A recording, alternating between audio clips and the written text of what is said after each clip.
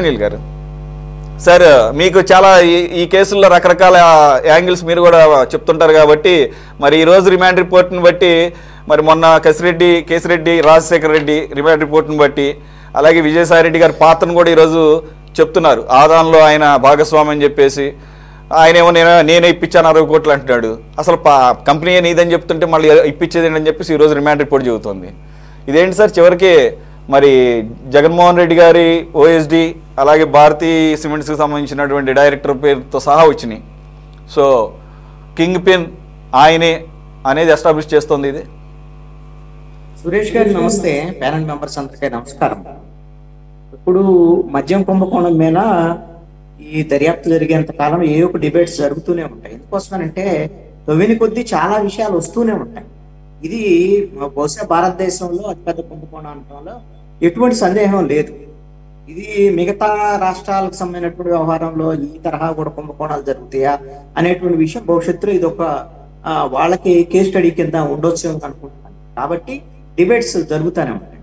అయితే ఇప్పుడు వరకు ఈ రోజు జరిగినటువంటి డిబేట్స్ సంబంధించినటువంటి అంశంలో ఒక ఆశ్చర్యకరమైనటువంటి విషయము ఏమిటి అంటే నాకు అనిపించింది, ఇప్పుడు 2023 అక్టోబర్లో అప్పుడు మాజీ ముఖ్యమంత్రి చంద్రబాబు నాయుడు మీద లిక్కర్కి సంబంధించినటువంటి కేసు నమోదైన దానికి సంబంధించినటువంటి వ్యవహారంలో ఆయన మీద నమోదైనటువంటి కేసు ఏంటి అని అంటే అప్పుడు మద్యం డిస్టిలరీలకు సంబంధించినటువంటి విషయంలో పిఎంకే డిస్టిలరీస్ కానీ, విశాఖ డిస్టిలరీస్ కానివ్వండి, ఎస్పీవై డిస్టిలరీస్, వీటికి సంబంధించినటువంటి వ్యవహారం, కొన్ని మద్యం బ్రాండ్లకు అనుమతించారు అనేటువంటి వ్యవహారం, ఎన్నిటి మీద అప్పుడు నేరుగా మాజీ ముఖ్యమంత్రి మీద చంద్రబాబు నాయుడు మీద కేసు నమోదైనటువంటి పరిస్థితి. అప్పుడు వైఎస్ఆర్ కాంగ్రెస్ పార్టీ ప్రభుత్వం గమ్మత్తు ఏంటి అని అంటే ఒకవైపున వాళ్ళ మీద కేసులు పెడుతూనే చంద్రబాబు నాయుడు మీద కేసులు పెడుతూ వైఎస్ఆర్ కాంగ్రెస్ పార్టీ ప్రభుత్వము చేసినటువంటి పని ఏమిటి అని అంటే అవే డిస్టిలరీస్ని వీళ్ళు బెదిరించి లాక్కొని ఇప్పుడు ఆ సేమ్ డిస్టిలరీస్ అండి ఏవైతే చంద్రబాబు నాయుడు మీద కేసులు నమోదు చేయటానికి ఏ డిస్టిలరీస్ మీరు వీటితో మీరు మద్యం చేయించారు, తర్వాత ఈ బ్రాండ్లు మీరు అనుమతించారని చెప్పినటువంటి కేసులు పెట్టారో వాటినే వీళ్ళు లాక్కున్నారు. లాక్కొని ఏం చేశారు, ఆదాన్ డిస్టిలరీస్ అనేటువంటి పేరుతో లీజు వీళ్ళు కొత్త పేరు పెట్టి, అదేవిధంగా లీలా డిస్టిలరీస్ పేరుతో కసిరెడ్డి రాజశేఖర రెడ్డి వాళ్ళకి సంబంధించినటువంటి ఈ పేర్లు మార్చి ఈ విధమైనటువంటి ఆ కంపెనీల ద్వారా, ఆ మద్యం తయారీ సంస్థల ద్వారాగా మద్యానికి సంబంధించినటువంటి ఏదైతే ప్రభుత్వానికి సంబంధించినటువంటి దుకాణాలకి, మద్యం దుకాణాలకి సరఫరా చేశారు. అంటే ప్రభుత్వం తప్పు జరిగినటువంటి చోట్ల తప్పును ఖరీదటము, తప్పు చేసినటువంటి వాళ్ళ మీద చర్యలు తీసుకోవటము అనేటువంటిది ప్రభుత్వం యొక్క బాధ్యత. కానీ జగన్మోహన్ రెడ్డి ప్రభుత్వం ఏం చేసింది అనేటువంటి దాంట్లో ఇది చాలా కీలకమైనటువంటి అంశం, ప్రజలు గమనించాల్సినటువంటి అంశంగా నేను భావిస్తున్నాను. ఏంటి అని అంటే ఎవరైతే గత ప్రభుత్వంలో తప్పులు చేశారు, ఇది ఈ తప్పు చేశారు, ఇలాగ మీద నిబంధనలు పాటించాలని చెప్పినటువంటి సేమ్ వాళ్ళ మీద కేసులు పెట్టి అదే తప్పు వీళ్ళు చేశారు. అంటే వీళ్ళకి ఎంత ధైర్యమో చూడండి. అంటే ఈ సేమ్ తప్పు నువ్వు వాళ్ళకి ఒక ఆ తప్పులు చేయటం అనేటువంటిది చంద్రబాబు నాయుడు తప్పు చేశాడని నువ్వు ఒకవైపు చెబుతూ నీ మనుషులు ఈ కసిరెడ్డి రాజశేఖర రెడ్డి కానివ్వండి, అదేవిధంగా విజయసాయి రెడ్డి కానివ్వండి, లేకపోతే మిథున్ రెడ్డి కానివ్వండి, వీళ్ళ ద్వారాగా జగన్మోహన్ రెడ్డి చేయించాడు అని అంటే ఎంత బరితెగింపు అనుకోవాలండి ఇది. నేను దీనికి ఇంకొక ఉదాహరణ కూడా చెప్తాను, దీనికి నేరుగా సంబంధం ఉండకపోయినా ఒక ఉదాహరణ చెప్తాను. తెలుగుదేశం ప్రభుత్వ హయాంలో 2014 నుంచి 19 వరకు విశాఖపట్నం చుట్టుపక్కల ఉండేటువంటి భూములకు సంబంధించినటువంటి ఆక్రమణల మీద, కుంభకోణాల మీద తెలుగుదేశం వాళ్ళ మధ్య గొడవ వచ్చింది. ఏది అయ్యన్న పాత్రుడు గంటా శ్రీనివాసరావు మధ్య గొడవ. వీళ్ళిద్దరం పోట్లాడుకొని గందరగోళమై బహిరంగంగా రోడ్డుకి ఎక్కారు, ఆరోపణలు చేసుకున్నారు. దాని మీద అయ్యన్న పాత్రుడు డిమాండ్ చేయటము, వ్యవహారం దేనితో గంటా శ్రీనివాసరావు పాత్ర ఉందనేటువంటి దాని మీద అప్పుడు సిట్టు వేశారు. సిట్టు వేసిన తర్వాత ఏమైంది, సిట్టు దర్యాప్తు జరిపింది, అన్ని చేసింది. అప్పుడు వైసీపీ వాళ్ళు ఏమన్నారంటే ఇదిగో తెలుగుదేశం చూడండి ఈ విధంగా మొత్తం భూముల ఆక్రమణలకు పాల్పడుతున్నారు అని చెప్పి మేము వస్తే దీనన్నిటి తేలుస్తాము అని మాట్లాడారు. వాళ్ళు ప్రతిపక్షంలో ఉన్నప్పుడు అధికారంలోకి వచ్చారు. అధికారంలోకి వచ్చి ఏం చేశారు, తెలుగుదేశం వాళ్ళకి సంబంధించినటువంటి సిట్టు బయట పెట్టలేదండి, వీళ్ళు ఒక సిట్ వేశారు. మళ్ళీ ఎందుకు సిట్టేసింది? అసలు ఎక్కడ ప్రభుత్వ భూములు ఉన్నాయా చుట్టుపక్కల, ప్రైవేటు భూములకు సంబంధించినటువంటి వాళ్ళ పంచాయతీలు ఎవరెవరికి ఉన్నాయి, అసలు ప్రైవేటు భూములు ఎవడు అసలు ఎవరు ఓనర్ లేనటువంటి ఎవరన్నా ఉన్నాయా, ఇలాంటి వాటన్నిటిని తెలుసుకోవడానికేసి ఆ తర్వాత చేసినటువంటి పని ఏమిటంటే విజయసాయి రెడ్డి వాళ్ళ కూతురుకు సంబంధించినటువంటి భూములకు సంబంధించిన వాళ్ళ అల్లుళ్ళు, ఆ తర్వాత అచ్చం విజయసాయి రెడ్డి అయినా మా సంగతి ఏంటని జగన్మోహన్ రెడ్డి దగ్గరికి వెళ్ళి వైవి సుబ్బారెడ్డి డిమాండ్ చేస్తే నువ్వు కొన్నాళ్ళు విజయసాయి రెడ్డి వైవి సుబ్బారెడ్డి వస్తాడు, ఆ భూముల్లో కొన్ని ఓటాలు కావాలంటే కొన్నాళ్ళు వైవి సుబ్బారెడ్డి. అంటే దొంగలు కలిసి ఊళ్ళు పంచుకోవటం అని అంటే ఇప్పుడు ఒకళ్ళు తప్పు చేసిన దాన్ని ఎత్తి చూపండి. ఇప్పుడు డిస్టిలరీస్ విషయంలో జరిగింది ఇదేనండి. నేను జగన్మోహన్ రెడ్డి విషయంలో మద్యం కుంభకోణానికి సంబంధించినటువంటి విషయంలో మనం అనేక సందర్భాల్లో డిబేట్ చేసినప్పుడు కూడా ఇప్పుడు వచ్చినటువంటి ఈ షార్ట్ షీట్లో లేకపోతే వీళ్ళ కన్ఫెషన్ రిపోర్ట్ లో వచ్చినటువంటి అంశాలు జగన్మోహన్ రెడ్డి కేంద్రంగానే ఈ మొత్తం కుంభకోణం జరిగింది అనేటువంటిది ఇప్పుడు వరకు అందరూ మాట్లాడుకునేటువంటి అంశమే. దానికి సంబంధించినటువంటి కొన్ని ఆధారాలకు సంబంధించినటువంటి వ్యవహారము వీళ్ళు అరెస్టుల సందర్భంగా కసిరెడ్డి కానివ్వండి లేకపోతే మిగతా వాళ్ళ అరెస్టుల సందర్భంగా వస్తున్నటువంటి అంశం ఏంటంటే కేంద్ర బిందువుగా జగన్మోహన్ రెడ్డి ఉన్నాడు.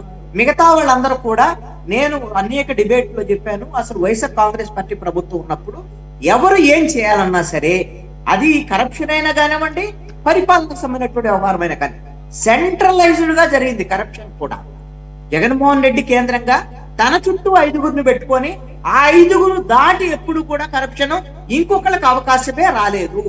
అందుకని మొన్న ఓడిపోవడానికి కావాల్సిన వైఎస్ఆర్ కాంగ్రెస్ పార్టీ వాళ్ళ తిరుగుబాటుకు కూడా కారణం ఇది. వాళ్ళు వైఎస్ఆర్ కాంగ్రెస్ పార్టీ నాయకులు ఎవరు జగన్మోహన్ రెడ్డికి సహకరించాల, ఎందుకంటే అది ఒక ఆర్గనైజ్డ్ కరప్షన్.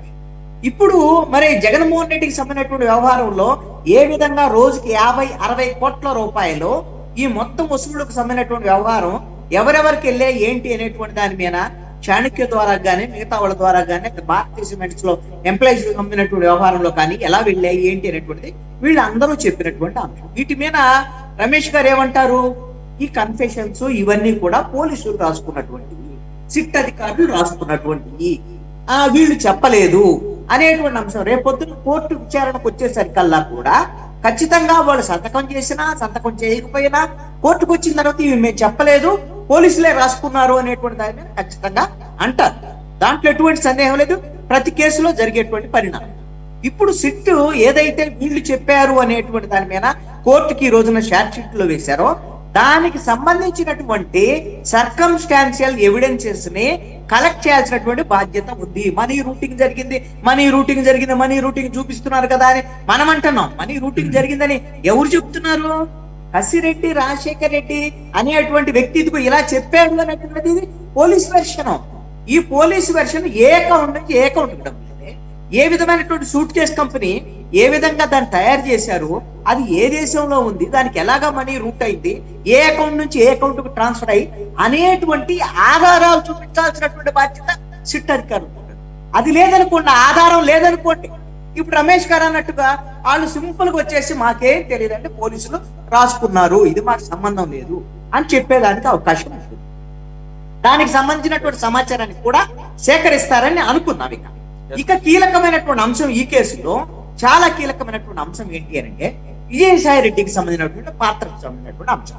ఇందాక మీరు కూడా ఒక ప్రస్తావన చేశారు, ఏమంటే విజయసాయి రెడ్డి కుమ్మక్కాయాడు అంటున్నారు కదా, ఆయన్ని 5వ నిందితుడిగా చేర్చారంటే అని చెప్పేసి మీరు అన్నారు. ఎప్పుడు చేర్చారు? నాకు తెలిసి ఎప్పుడో ఉన్నాడు ఆయన 5వ నిందితుడిగా. ఇప్పుడేదో కసిరెడ్డి వచ్చి చెప్పిన తర్వాత లేకపోతే ఇంకోటి చెప్పిన తర్వాత ఏం ఆయన 5వ నిందితుడిగా లేడు. ఆల్రెడీ ఈ నిందితులకు సంబంధించిన లిస్టు 1 by 1 వాళ్ళు యాడ్ చేసుకుంటూ వస్తున్నారు. ఆల్రెడీ నిందితుడే విజయసాయి రెడ్డి. మరి అలాంటి నిందితుడిని మరి ఏ విధంగా విచారించి వదిలిపెట్టారు? ఇప్పుడు కసిరెడ్డి అయితే అరెస్ట్ చేశారు కదా నిందితుడిని, మరి విజయసాయి రెడ్డిని ఎందుకు అరెస్ట్ చేయాలి కదా నిందితుడైనప్పుడు? ఒకటి. రెండో సిట్ లో ఇప్పుడు ఆయన కూడా దర్యాప్తు అధికారి కదా సార్, ఇప్పుడు ఆయన కూడా సహకరిస్తున్నాడు కదా, అందు గురించి వదిలేస్తుంటారు. ఆయన ఎలాగో చెప్పాడు కూడా, మొన్న కూడా చెప్పాడు, నేను విజిల్ బ్లోయర్ని, నేనే సమాచారం ఎవరు ఇలాంటి విషయాలన్నింటినీ కూడా ఆయన మాట్లాడుతున్నాడంటే ఇక్కడ నేను కూడా విన్నాను. నేను కొద్దిగా జోవియల్ గా చెప్పాను తప్ప ఇప్పుడు ఈవెన్ దస్తగిరి కూడా అప్రూవర్ గా అంతకు ముందు అతను ఎక్యూజ్డ్ తర్వాత దానిలో భాగంగా నేను మీ పాయింట్ కి వస్తాను. ఆయన అప్రూవర్ అవుతారా లేదనే పాయింట్ కూడా వస్తాను. నేను ఇక్కడ ఒక అంశం ఏంటి అని అంటే, నువ్వు ఫస్ట్ ఆఫ్ ఆల్ సిట్ అధికారుల వైపు నుంచి ఫెయిర్ ఎంక్వైరీ గానీ ఫెయిర్ ఇన్వెస్టిగేషన్ గానీ ఉంది అనటానికి ఇక్కడ కనపడటం లేదు. నువ్వు ఏమొచ్చి చెప్తున్నాడు, ఆయన ఏ సమాచారం ఇస్తున్నాడు అని ఎవరి కోసం ఇస్తాడంటే ఏమైనా బట్టలాడతారా? ఆల్రెడీ నిందితుడైనప్పుడు నువ్వు దర్యాప్తు జరిపేటప్పుడు పిలిచి విచారించేటప్పుడు ఆయన సమాచారం తెలుసుకున్నావు కాబట్టి అయ్యా నువ్వు వెళ్ళి నువ్వు ఇంట్లో హాయిగా ఎంజాయ్ చేసి మళ్ళీ మేము పిలుస్తాం, లేదంటే నీ ఇష్టం వచ్చినప్పుడు రా, సరదా గుట్టినప్పుడు రా అని ఏమైనా చెప్తారా? సమాచారం చెబుతున్నాడు, సమాచారం చెప్పకపోతే రాబడతారు. నిందితుడు కదా, నిందితుడైన ఆయన అన్న తర్వాత నువ్వు ఎందుకు పంపించావు? రెండో అంశము, ఆయన రేపొద్దున అప్రూవర్ గా మారుతారు అని అంటారు. అప్రూవర్ అనేటువంటి దాని మీద మీరు ఆయన అప్రూవర్ గా మారి సమాచారం ఇచ్చి ఆయన సమాచారం ఆధారంగానే మీరు దర్యాప్తు కింద జరుపుతున్నారు అనే విషయం ఉంటే మీరు ఈ రోజున నిందితుడుగా ఎందుకు అప్రూవర్ గా మారని చెప్పండి, లేదంటే అప్రూవర్ గా మారతాడని చెప్పండి. మారొచ్చేమో, నేను కాదంటలేదు.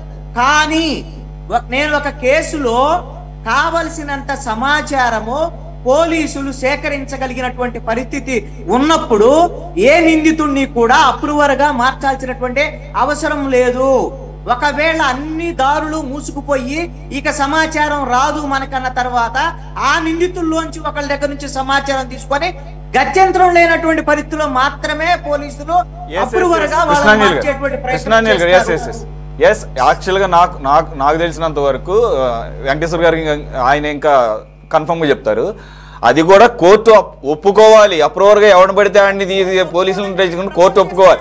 కాబట్టి నేను అందు గురించే నేను వీటన్నిటిని దృష్టిలో పెట్టుకొని అన్అఫీషియల్ గా ఆన్ పేపర్ కాకుండా ఆన్ ది రికార్డ్ కాకుండా అన్అఫీషియల్ గా ఆయన అప్రూవర్ గా మారి ఉంటాడు అనేది నా పాయింట్. అది నా ఉద్దేశం. అన్అఫీషియల్ ఇన్ ద సెన్స్ అరెస్టులు గిరెస్టులు ఏమి ఉండవు, ఎటువంటి తీవ్రమైన చర్యలు ఉండవు. అది కూడా కోర్టు చెప్పకుండా వీళ్ళే సిట్ వాళ్ళే ఒక రకమైన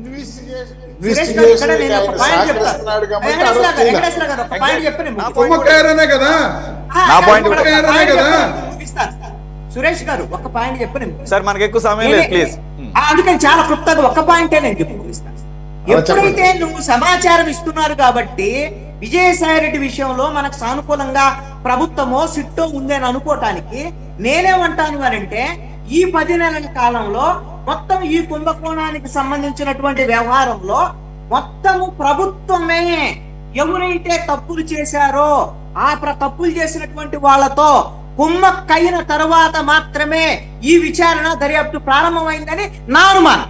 ఎందుకు ఈ మాట చెప్తున్నా అంటే, దీంట్లో ప్రధానమైనటువంటి నిందితుడిగా ఉన్నటువంటి అసలు పాలసీ ముందు తయారవటానికి తన ఇంట్లో సమావేశాలు జరిగినటువంటి విషయాన్ని చెప్పినటువంటి విజయసాయి రెడ్డి ఈ రోజున వాళ్ళకి సాఫ్ట్ కార్నర్ అయినప్పుడు, వాళ్ళకి సాఫ్ట్ టార్గెట్ అయినప్పుడు, అసలు వాళ్ళకి నిందితుడే కానప్పుడు, అదే విధంగా మిథున్ రెడ్డి సుప్రీంకోర్టులోకి వెళ్లి హాయిగా నాట్ టు అరెస్ట్ అనేటువంటి ఎగ్జామ్షన్ తెచ్చుకోవడానికి ఈ ప్రభుత్వం సహకరించినటువంటి పరిస్థితుల్లో ఈ దర్యాప్తు అనేటువంటిది ఎక్కడికో వెళ్ళి ఏదో అద్భుతాలు సూచిస్తారు, ఏదో జగన్మోహన్ రెడ్డిని అరెస్ట్ చేస్తారు అనేటువంటి అత్యాశతో నేను ఉండలేను.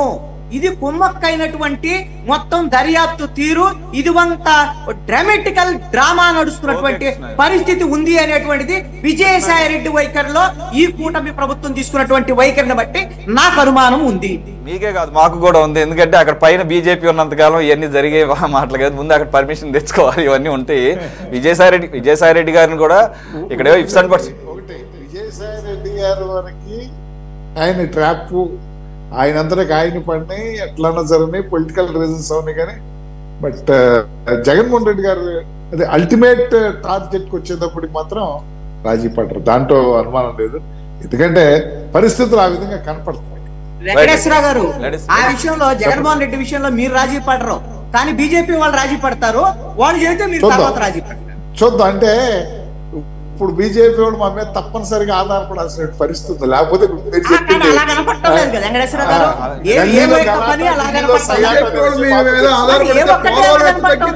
ఎందుకు మాట్లాడలేదు సార్? బీజేపీ చెప్పింది మీరు తప్ప, మీరు చెప్పింది ఎక్కడ బీజేపీ వినటం. ఇది ఎక్కడ కూడా ఈ 10 నెలల కాలంలో అలాగ ఒక్క యాక్టివిటీ కూడా మీరు చూపించలేకపోయారు. అవును, కనపట్లేదు అది. అంటే ఇక్కడ ఏంటంటే అంటే premature, now it is premature, now it is premature, it takes time.